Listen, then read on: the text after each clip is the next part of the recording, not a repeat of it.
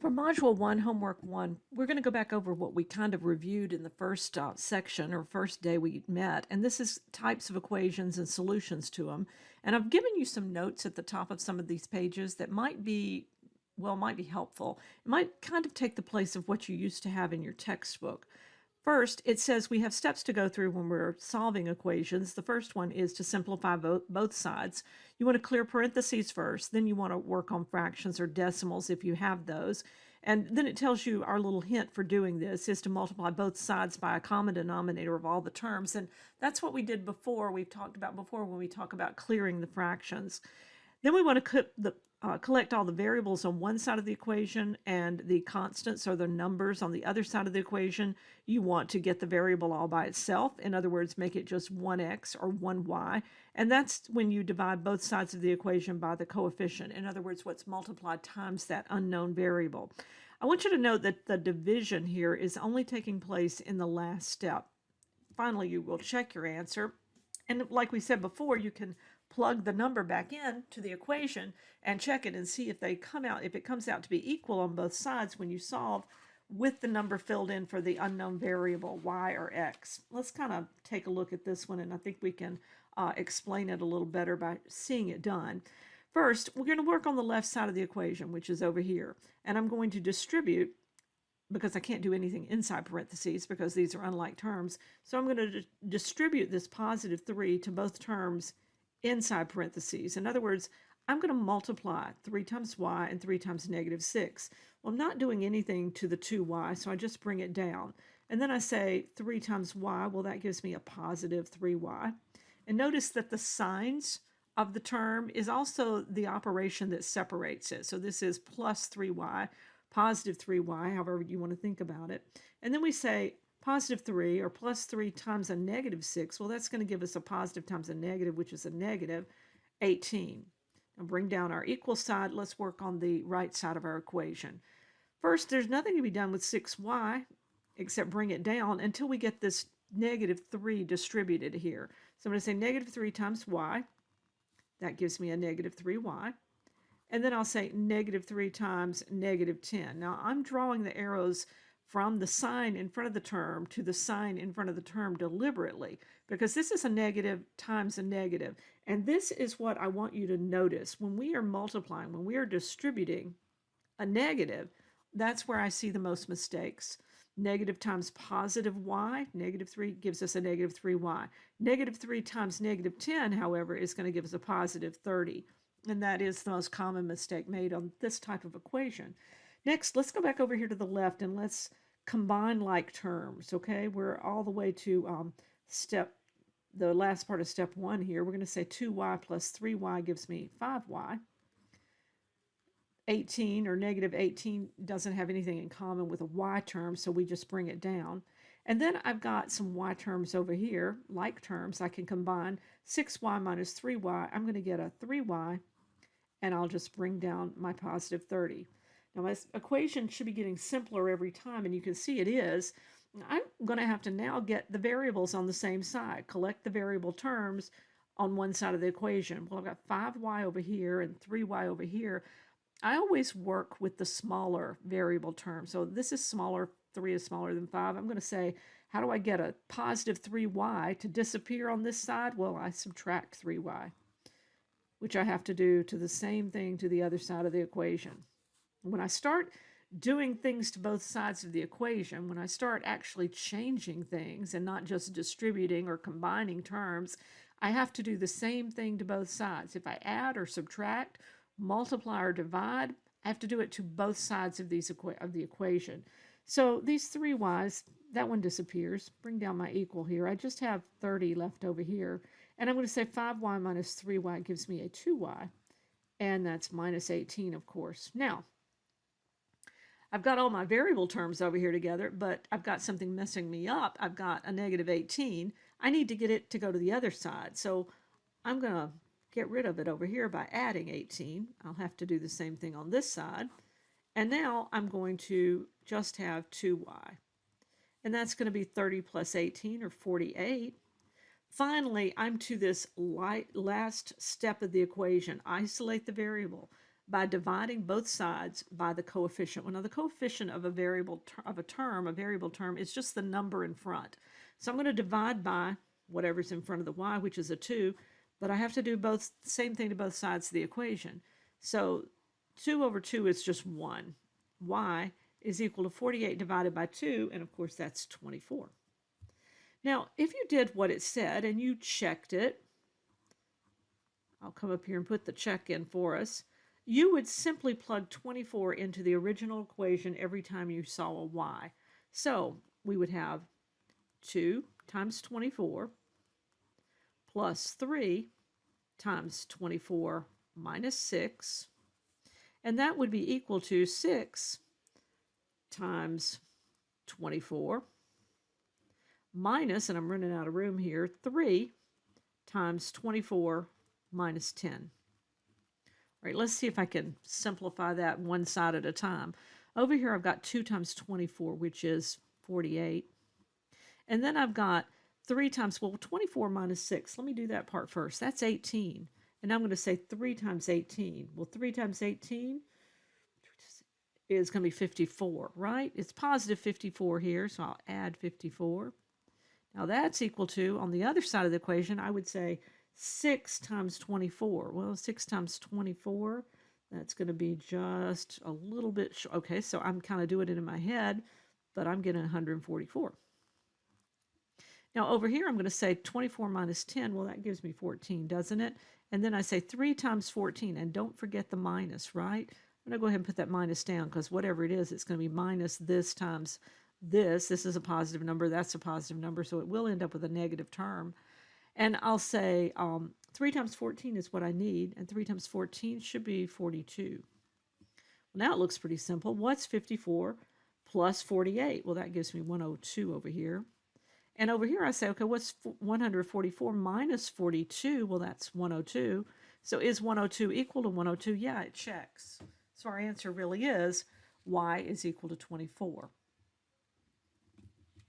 Let's take another one. This one has the dreaded fractions in it, right? So I've got 3 denominators this time. I have to take all of them into account. And I have to find a least common denominator over here. So what's my least common denominator? Well, I know it has to be at least 21. I have to take the biggest denominator and say, okay, it has to be a 21 or a multiple of 21. Well, 21 will work for 7, but it won't work for 6. So I'm going to have to go up to the next multiple of 21. 2 times 21 is 42. Well, that works for both 6 and 7. So my least common denominator is going to be 42. I'll multiply each term, and there are 3 of them. Remember, separated by addition and subtraction. This is just one big fraction here, even though it has a complicated numerator, okay? So I'll go ahead and put those numerators in parentheses to help me out. And I'll say 42 times this one. Let's put it over 1 so we can cross-reduce there. And I'll do the same thing here. Have more room over on this side, I think. 42 times that one and times 42 over 1. All 3 of them, all 3 terms are going to be multiplied by 42, the least common denominator. When I cross-reduce 42 with 6, I divide them both by 6, and I end up with 7 times n minus 5 over the number 1, which I don't have to write. I'll put my plus down. What's this one going to cross-reduce to? Well, 7 goes into 42 6 times, so I'll end up with a 6 times n plus 3. It's easier if I write the coefficient or the number I'm going to multiply by out front. And then next, I'm going to say 21 and 42. Well, those reduce. They both divide by 21. And this, of course, is 2. So I'm going to say 11 times 2. I can go ahead and do that because I know 11 times 2. That's 22, isn't it? Let's do our distribution of multiplication. 7 times n gives me 7n. 7 times negative 5 gives me a negative 35. Now multiplying a plus 6, 6 times n gives me a plus 6n. And 6 times 3 gives me a plus 18. And all of that is equal to 22. What's next? Well, over here on the left, I've got 7n and I've got 6n. Both of them are positive, so I'll just add them together and have 13n. And then I've got a negative 35 and a positive 18. Now, I know most of you are doing this with your calculator, but when you have unlike signs, you really subtract them. So I would really say, what's the difference in a 35 and 18? I know it's going to be, my answer will be negative because the bigger number is negative, so I can go ahead and put that down. And then when I say 35 minus 18, which is what I really do, I end up with 17. In other words, I would say negative 35 plus 18 is a negative 17. That's equal to 22. Now we've got our variable term. Our variable term is right here. We've got our just plain old constant term or our numeric term, and I need to get rid of it. So I'll add it. Because it's negative, I'll add it. I do the opposite of whatever it is. Those cross out. I end up with just plain old 13n minus 0, which is just 13n. And then I can say 22 plus 17, which will give me, of course, 39. Finally, I get to that last step where I can divide by the coefficient of the variable term, and I end up, those are going to reduce, I'll end up with 39 divided by 13, which is 3. Now let's do a check with this one. With fractions, you might be a little leery of checking it because most of you don't like fractions. Most people don't like fractions. So let's go back to our original equation, and let's say we're putting 3 in for n.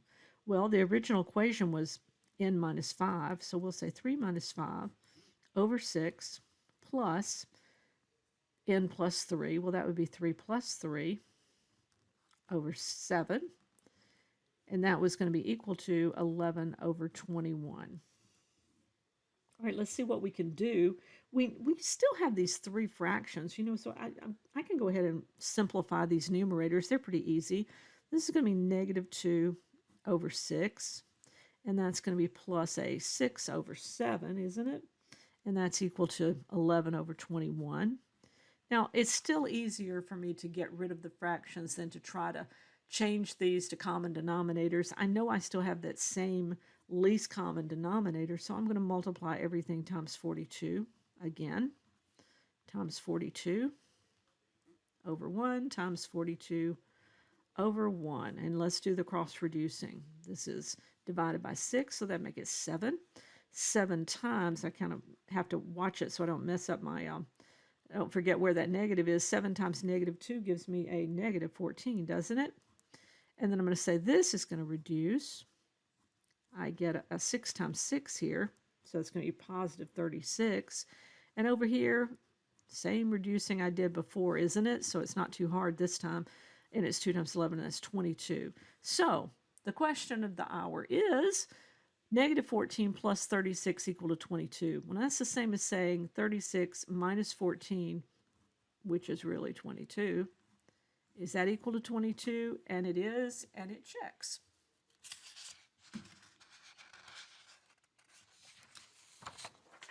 Let's hit the next page, page 4. See if I can get this so we can see it.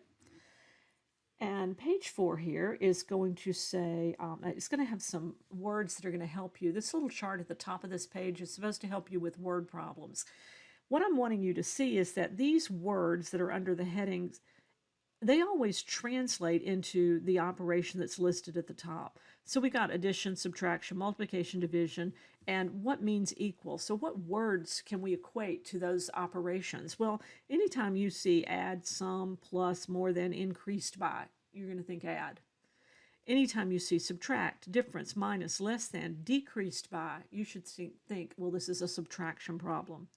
Multiplication is either going to say multiply product, that's a tricky one, isn't it? Product times twice, we could say 3 times, right? Or the word of. The word of means multiply. Division, it will say divide, it will say quotient. Most of the time, that's the one you might not recognize, right? Or ratio. Those are our divisions words. And to mean equal, we see the word gives, represents, amounts to, is, was, is the same as. Anytime you see those words, you could just translate an equal sign. So this is translation of sentences into mathematical equations or algebraic equations. So let's see what this one says. The sum of 3 consecutive integers is 249. Well, here we go with the sum of 3 consecutive integers. We talked about this a little bit the first day. We have to set up what's the first integer, And we're going to set up an unknown for the second integer.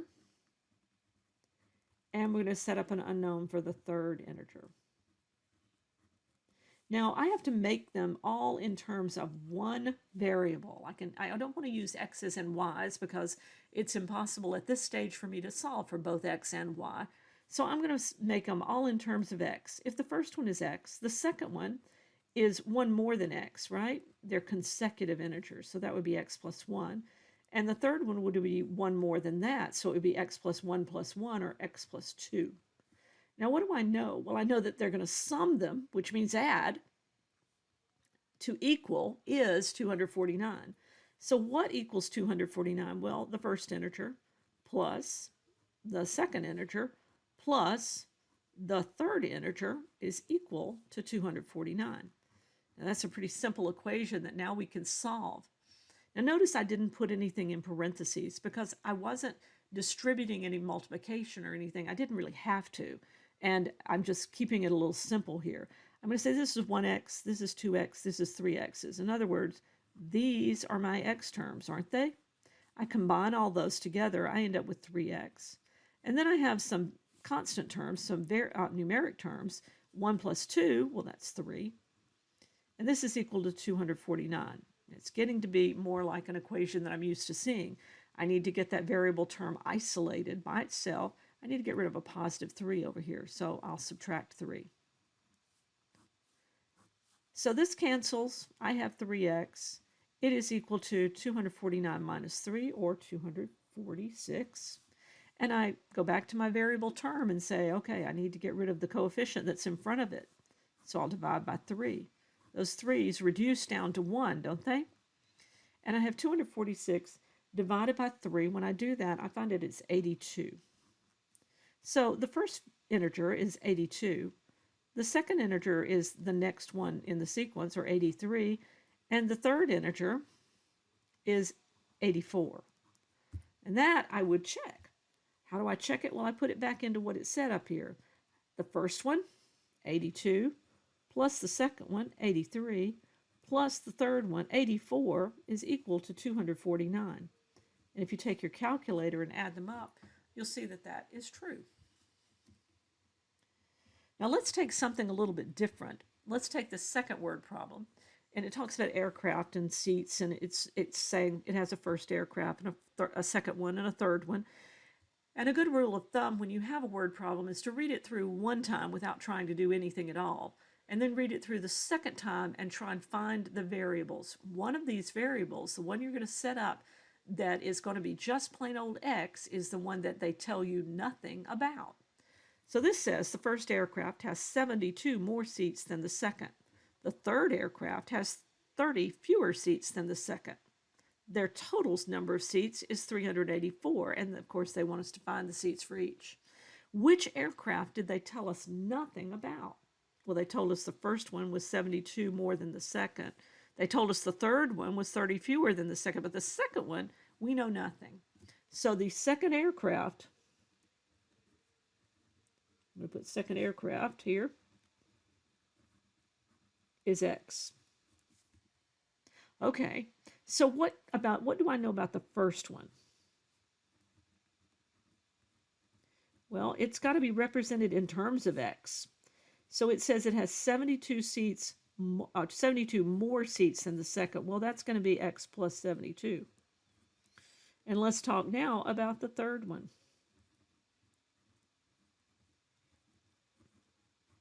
The third one has 30 fewer than the second. Okay, so that would be X minus 30, right? This time. Now we go back and we check it. Okay, did we get it right? First one, 72 more than the second one. Well, that's second one is X. This would be 72 plus X. The third one, 30 fewer than the second one. Well, that second one is X minus 30. That'll give us the third one. It looks right. So all we have to do now is find the statement that they actually tell us how these relate to each other. Their total number of seats, and total, of course, means add, doesn't it? So if we total them, we add. We would say X plus 72 plus, here's one, X minus 30. Still, I don't have to multiply anything, so I don't really see a need to put anything in parentheses here. All of that is equal to 384.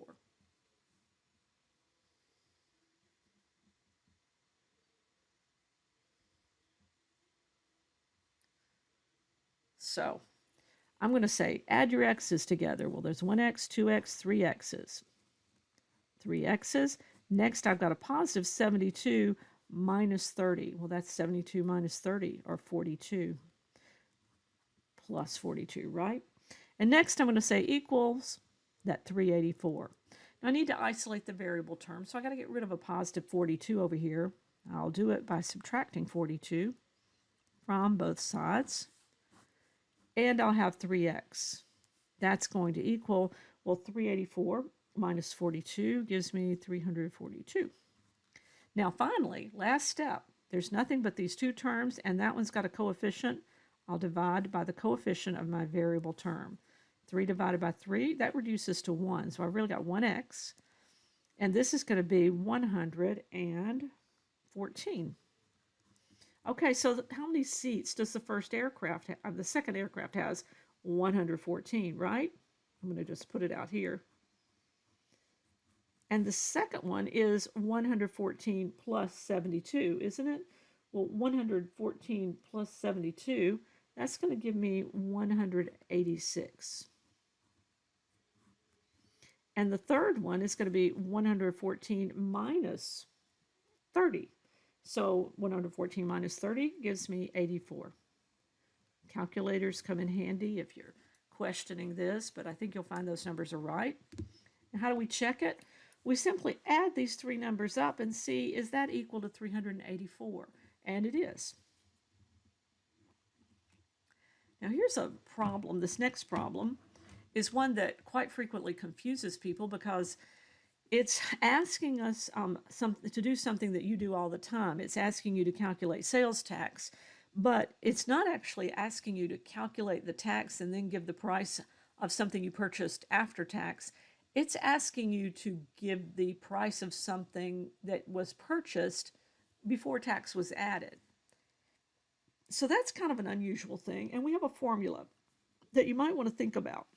If you are buying something at the store, you have what we call the original price of it. And you take that original price and you add the tax. Well, how do you get the tax? Well, that's the original price times a certain percentage, the sales tax, right? And once you have that tax, you add it to the original, and that gives you the final. Let's just call that, that's the final price. Now, there's my really quick and easy formula that's easy to understand. So we have three pieces. We have the original, the percentage, and the final. This one gives us a new television set, recently purchased for this price, $519.40, including tax. That's the final price, right? $519.40 is what we purchased it for, including tax. And they said the tax rate, that's the percentage that I need, is 6%. Well, here's my percentage, isn't it? I'm just going to write it under it. How would I write 6%? I'd have to put that as a, I'm going to put it in parentheses since I've got multiplication there, a 0.06. Now, what am I going to multiply that by? Times the original, the price of the television, which is what we're trying to find. See? Find the price of the television set before taxes. In other words, this is our unknown. So we'll call it X. But X exists in two places in this equation, doesn't it?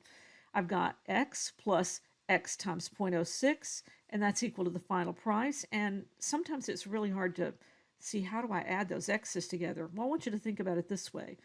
This is 1X, right? And this is plus, okay, well, let's put the number in front, 0.06X. And that's equal to 519.40. Now, can you add 1 plus 0.06? Well, of course you can. It's just 1.06x, right? I just added the x's. And that's equal to 519.40. And the final thing I have to do is the math that I wouldn't try to do without a calculator. I would say, I need to say, see if my calculator will show here. I need to say 519.4 divided by 1.06. And that's the way I would type it in, because I'm dividing by the coefficient of x, which is a decimal. That's fine, because you have a calculator. So these do cancel or reduce. 0.06 over 1.06. And when I hit equal here, I'm going to get the price of the television, X, is equal to 490 what dollars, right? When it's a word problem, you should always have the measurement there. So this is one I want you to pay attention to and remember, because this one almost always exists on the final exam in this class, and it's a good thing for you to understand how it works. I think we've got one more page in Mod 1 homework, so let's see if we can do this one, page 5. Some notes at the top of the page for you are this. I just gave you some, remember how to simplify algebraic expressions, okay? You can only combine, which means add and subtract terms that are alike. And how do you know they're terms? Well, terms are separated by an addition or a subtraction sign, or an equal sign, if you wanted to put that, or equal, you could say, because they're on opposite sides of the equation, right? What do we call like terms? Well, they have the exact same variable. That's the unknown, the x or the y or whatever. It has to be exactly the same. If we're going to add them and subtract them, we have to have like terms. Multiplication, division, we can do that without like terms, but adding and subtract requires that the terms are alike. So let's look at some formulas that they want us to solve. A formula, it represents a relationship between quantities and numbers, and these just so happen to have x's and y's in these equations. Now, we're going to solve for one equation. We're just going to solve it for our one variable. We're going to solve this one for y. And we're going to find these are going to lead us into, some of these are going to lead us in what we're going to work on in a minute, some linear equations, but they do have two different variables. So that's kind of what we're getting to here. If I want to solve for y, I need to isolate this 5y term over here on the left. I need to get rid of a 7x. So I'll just subtract 7x. It was a positive 7x, so I can subtract it.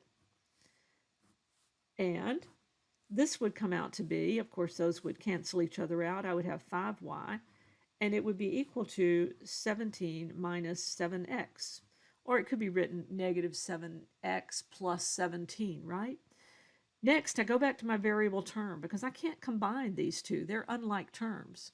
But I go back over here to my y that I'm solving for, and I say, okay, there's a 5 coefficient that I have to cancel out. And then I have to take this side, this entire side over here, and do the same thing.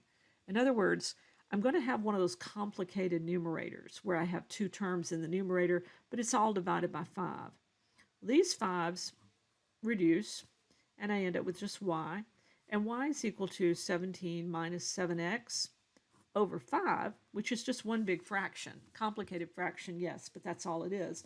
And I have solved the equation for y. Now let's take a look at another one, solving this one for a. Well, a is kind of built, is in here in the middle of the, it's in the middle of parentheses. It looks like multiplication, or the c has to be distributed.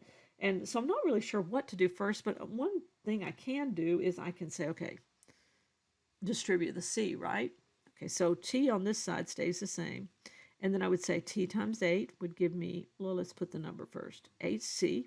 And then I would say, or c times 8. And then I would say c times ab would give me another term, abc. Now, I still need to solve for a. I have to keep reminding myself this is the variable term I want to isolate. So to isolate this term, ABC, I got to get rid of 8c. It's a positive 8c, so I will subtract it. And I'll do it the same thing, subtract it from both sides. Over here, it's going to be t minus 8c, and it's going to be equal to, these cancel out, ABC. Now what happens next? Well, I need to isolate this a, don't I? So what do I divide by? Well, I need to get rid of something that's multiplied times a, b, and c. So this is where division comes in. I'm going to divide by bc. Now look how this works. The c over c will reduce, the b over b will reduce, and I'll just have a. Got to do the same thing to the other side of the equation, which is two terms that can't be combined because they're not alike. So I'm going to say t minus 8c over bc, right? Okay, that works. I'll rewrite it so that it's a. I'm going to switch it around so a is equal to this term. I just turned it around. T minus 8c over bc. Now, look at it and tell me, can you reduce it? Can this fraction over here be reduced? Now you should have said no, because I could reduce negative 8c over bc if it was alone, but I couldn't reduce t over bc. If I can't reduce both of these terms in the numerator by the denominator, then this entire fraction cannot be reduced. It could, however, be written a different way. I want to show it to you. I could write it like this. I could say a is equal to, and put each of these numerator terms over the denominator. It would be t over bc minus, because there is a minus up there, right? So we'll separate it by the minus, hc over bc. But if I did this, then I do have to reduce this second fraction. I have to say a is now equal to, t over bc minus, and let's reduce the c's, 8 over b. And these are exactly the same answer. I've got this one, and you're getting to be advanced algebra students, so I want you to be able to recognize this as being exactly the same.